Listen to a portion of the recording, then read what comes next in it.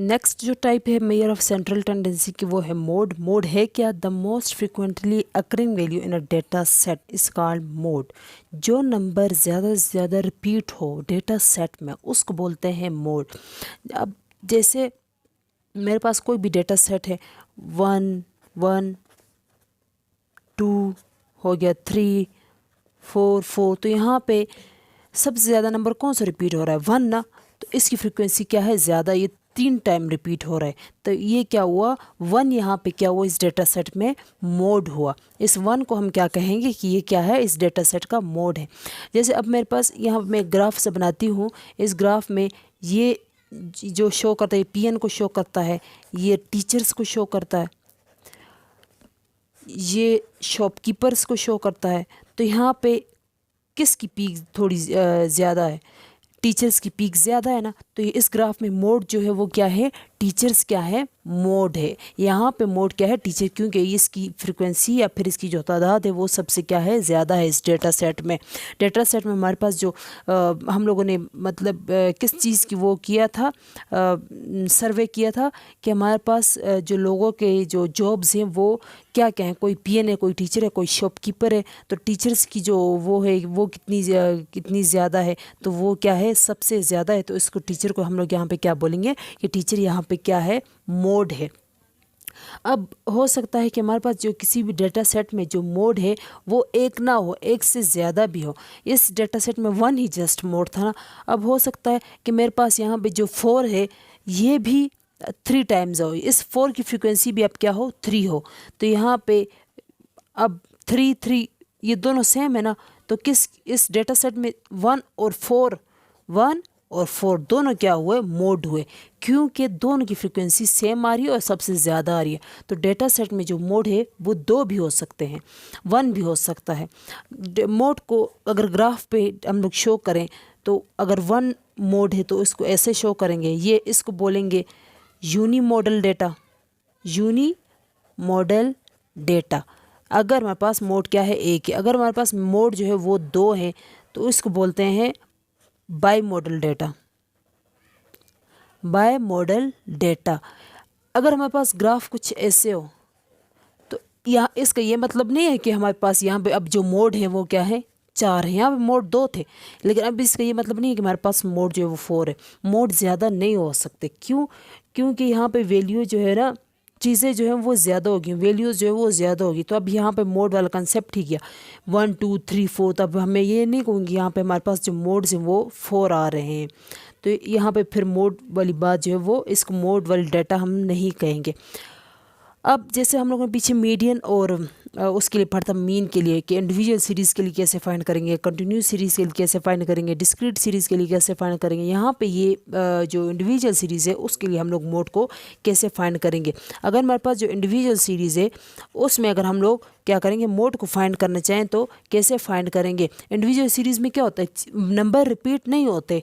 मैंने पहले ही बताया था कि इंडिविजुअल सीरीज़ में नंबर रिपीट नहीं होते, वहाँ पे एक ही नंबर एक टाइम दिए होते हैं। तो इसको इंडिविजुअल सीरीज़ बोलते हैं। देखिए, अगर 1 है तो एक ही दफ़ा है, 2 है 3 है तो एक ही दफ़ा है, 10 है तो एक ही दफ़ा है। तो हर एक जो है वो एक एक दफ़ा रिपीट हो रहा है। तो यहाँ पे एक भी वैल्यू दूसरे के मुकाबले में क्या है? ज़्यादा नहीं है। तो इस वजह से इंडिविजुअल सीरीज़ में मोड का कंसेप्ट ही नहीं है। तो इंडिविजुअल सीरीज़ में हम लोग मोड को फाइंड नहीं कर सकते। इसके अलावा हम लोग अगर मोड को फाइंड करना चाहें डिस्क्रीट सीरीज़ में, तो डिस्क्रीट सीरीज़ में हम लोग मोड को फाइंड कर सकते हैं। डिस्क्रीट सीरीज़ में मोड को हम लोग फाइंड कर सकते हैं। डिस्क्रीट सीरीज़ में क्या होता है? डिस्क्रीट सीरीज़ में नंबर रिपीट होते हैं ना। तो ये बात तो मैंने आपको पहले भी बताई थी कि डिस्क्रीट सीरीज़ में नंबर क्या होते हैं? रिपीट होते हैं। जैसे 1 1 2 2 2 2 3 3 3। अब मैं इसको थोड़ा अरेंज करके लिखती हूँ। तो यहाँ पे ये जो 2 की फ्रीक्वेंसी ये कितनी है? 2 कितनी दफ़ा रिपीट हो रहा है? एक मिनट में ज़रा इसको अरेंज करके लिखती हूँ कि हम लोग इसको कैसे शो करेंगे। जिसका जब चार्ट बनाएंगे, टेबल बनाएंगे, कैसे बनाएंगे? x लिखेंगे, f लिखेंगे। तो इसमें 1 x में 1 2 3। तो ये जो 1 है ये कितनी दफ़ा रिपीट हो रहा है इस नंबर में, इसमें यहाँ पे 1 कितनी दफ़ा रिपीट हो रहा है 2 दफ़ा, 2 कितनी दफ़ा रिपीट हो रहा है 4 टाइम, 3 कितनी टाइम रिपीट हो रहा है 3 टाइम। तो ये जो रिपीटेशन है ये इसकी क्या है फ्रीक्वेंसी है। तो मैं यहाँ पे लिखूँगी 1 2 टाइम, 2 4 टाइम और 3 जो है वो 3 टाइम क्या हो रहा है रिपीट हो रहा है। तो यहाँ पे मेरे पास जो मोड है वो क्या हुआ, मोड यहाँ पे क्या है किसकी फ्रिक्वेंसी ज़्यादा है 2 की ना, क्योंकि सबसे ज़्यादा है 4 है। तो यहाँ पे मेरे पास जो मोड है वो क्या हुआ 2 इज़ द मोड। इस डेटा सेट में मोड क्या है 2 है। लेकिन अगर मेरे पास यहाँ पे ये जो 3 है अगर ये भी यहाँ पे क्या होता 4 होता, तो यहाँ पे फिर मेरे पास डेटा सेट क्या होता मोड क्या होता, मोड फिर मेरे पास 2 नंबर होते हैं 2 और 3, क्योंकि 2 और 3 दोनों की फ्रिक्वेंसीज क्या है 4 दोनों से क्या है ज़्यादा है और सेम है। तो यहाँ पे मेरे पास मोड जो है वो 2 नंबर होती, 2 और 3 क्या होते दोनों मोड होते मेरे पास। अब ये डिस्क्रीट सीरीज़ के लिए मोड फाइंड करना था। अब अगर मैं मोड फाइंड करना चाहूँ कौन से उसमें कंटिन्यूस सीरीज़ में मोड को कैसे फाइंड करते हैं मुझे पता है। हाँ आपको पता है, मुझे पता है कि कंटिन्यूस सीरीज़ में हम लोग क्या करते हैं क्लास इंटरवल्स बनाते हैं ना। डेटा इतना कम्प्लेक्स होता है और ज़्यादा होता है तो हम लोग उसके क्या बनाते हैं क्लास इंटरवल्स बनाते हैं, क्लासेस बनाते हैं उसको। डेटा को एक टेबल पे रिप्रेजेंट करने के लिए छोटा सा टेबल बनाने के लिए हम लोग क्लास इंटरवल्स बनाते हैं। अब जैसे कोई एग्जांपल के तौर पर मेरे पास जो है वो क्लास इंटरवल है और इसकी ये फ्रीक्वेंसी क्लास इंटरवल्स एग्ज़ाम्पल लेते हैं ना कि मैंने बनाए हैं 1 to 5 के, 6 to 10 के, 11 to 15 के, 16 to 20, 21 to 25, 26 to 30, 31 to 35। तो ये जो डेटा सेट है आप देखें ये कंटिन्यूस है नहीं, 1 to 5 है, फिर 6 से स्टार्ट है। कंटिन्यूस तब होता है जब यहाँ से ये 1 to 5 होता है और यहाँ से 5 to 10 होता है, यहाँ से 10 to 15 होता। ये क्या है कैटेगोरिकल डेटा है। इसको मैं अब क्या करूँगी कंटिन्यूस बनाऊँगी। कैसे बनाऊँगी वो इस तरह कि इस साइड में 0.5 को मैं क्या करूँगी माइनस करूँगी और इस साइड 0.5 को प्लस करूँगी। तो इससे मेरे पास क्या आएगा 0.5 to 5.5, 5.5 to 10.5, 10.5 to 15.5, 15.5 to इसका 15.5 to 20.5। तो अब देखिए मेरे पास डेटा क्या हो गया कंटिन्यूस 0.5 से ख़त्म हो रहा है 5.5, फिर 5.5 to 10.5, 10.5 to 15.5। ये देखें ये सेम वैल्यू अब ऊपर नीचे आ रही है। तो इसको बोलते हैं कंटिन्यूस डेटा को मैंने क्या कर लिया कंटिन्यूस कर लिया। अब फ्रीक्वेंसी क्या आ रही है 1 to 5 के दरमियान जो नंबर्स हैं हम लोग इसकी फ्रीक्वेंसी जो है लिखते हैं एग्जांपल के तौर पे ख़ुद से लिखते हैं कि वो क्या आ रही है। जैसे मैं क्योंकि मैंने ऊपर डेटा तो दिया नहीं है ना तो मैंने खुद से लिखा है। तो जैसे अब 1 to 5 में फ्रीक्वेंसी आ गई 2, 6 to 10 में आ गई 4, 11 to 15 में आ गई 6, 16 to 20 में आ गई 3, इसमें यहाँ पे 4 देन 5। तो ये क्या आ रही है फ्रीक्वेंसी आ रही है। मैंने क्या किया था ऊपर जो सबसे जो जिसकी फ्रीक्वेंसी ज़्यादा आ रही थी वो मोड था ना। तो यहाँ पे मैं देखूँगी किसकी फ्रीक्वेंसी ज़्यादा आ रही है। यहाँ पे कौन सी फ्रीक्वेंसी ज़्यादा है यहाँ इस वैल्यूज़ में, इसमें 6 ज़्यादा है ना, 6 ज़्यादा है।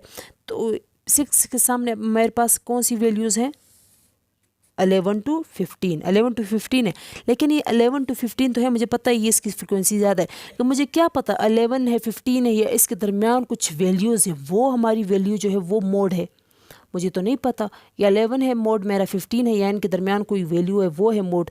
तो इसको फाइंड करने के लिए एग्जैक्ट वैल्यू को फाइंड करने के लिए मैंने क्या करना है इसके लिए एक फार्मूला है। कंटिन्यूस सीरीज़ में मोड को कैसे फाइंड करते हैं इसके लिए कौन सा फार्मूला है, इसके लिए ये वाला फार्मूला है x bar is equal to L plus F M minus F1 divided by 2 FM minus F1 minus F2 into H। ये क्या है फार्मूला है कि हम लोग कैसे मोड को फाइंड करते हैं कंटिन्यूस सीरीज़ में। L क्या है लोअर बाउंड्री, लोअर बाउंड्री कौन सी है इसको बोलते हैं लोअर बाउंड्री, इसको बोलते हैं higher class boundary. Lower class boundary higher class boundary, lower than higher. तो कौन से लोअर बाउंड्री में कहाँ से पिक करूँगी 6 ज़्यादा था ना, फ्रीक्वेंसी किसकी ज़्यादा है 6 की ज़्यादा है ना, सबसे ज़्यादा कौन सी है, 6 वैल्यू ज़्यादा है, तो इस 6 के सामने कौन सी वैल्यू है, ये वैल्यू है ना ये।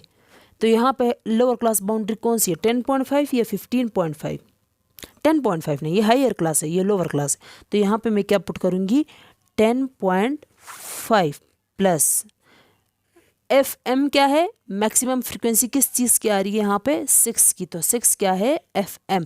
तो मैं यहाँ पे 6 पुट करूँगी। F1 क्या चीज़ है, F1 is the preceding class, preceding class इस ऊपर 6 से जो अबव है इसको बोलते हैं F1, प्रीसीडिंग क्लास को F1 से शो करते हैं। तो यहाँ पे मैं लिखूँगी 4 डिवाइडेड बाई 2, एफ एम क्या है, मैक्सिमम फ्रीक्वेंसी 6 माइनस F1 क्या है, F1 मैंने अभी बताया preceding class is 4 minus F2 क्या है, ये है F2, एफ मैक्सिमम फ्रीक्वेंसी से जो नीचे वाली है इसको हम लोग बोलते हैं F2, F2 मतलब फॉलोइंग क्लास, फॉलोइंग क्लास, और ये F1 जो है ये क्या है, प्रीसीडिंग क्लास, प्रीसीडिंग क्लास। तो F2 की वैल्यू क्या है, 3, तो यहाँ पे मैं क्या करूँगी, 3 को पुट करूँगी, then multiply by H, H क्या है, डिफरेंस, 15.5 और 10.5 में क्या डिफरेंस है, इसमें से इसको माइनस करें तो हमारे पास क्या आएगा, 15.5 minus 10.5 equal to is equal to what, is equal to 5। तो यहाँ पे मैं क्या लिखूँगी, h की जगह 5 को लिखूँगी। इन सब को कैलकुलेट करने के बाद मेरे पास जो वैल्यू आएगी वो क्या आएगी, 13। तो मेरे पास जो मोड है वो क्या हुआ, कंटिन्यूस सीरीज़ में 13। 6 के सामने अब क्या था, मैंने क्या कहा, 6 सामने 11 और 15 था ना, मुझे क्या पता था ये 11 है कि 15 है, यानी कि दरमियान जो कोई वैल्यू है वो है। तो यहाँ पे इनके मिड में कोई वैल्यू आई है, वो क्या आई है, 13 आई है। तभी 11 भी नहीं था, 15 भी नहीं था, तभी मैं खुद से कह नहीं सकती थी कि कौन सा मोड है। तो फार्मूले से पता लगा कि यहाँ पे एक मोड क्या है, वो इन दोनों के मिड में एक वैल्यू जो है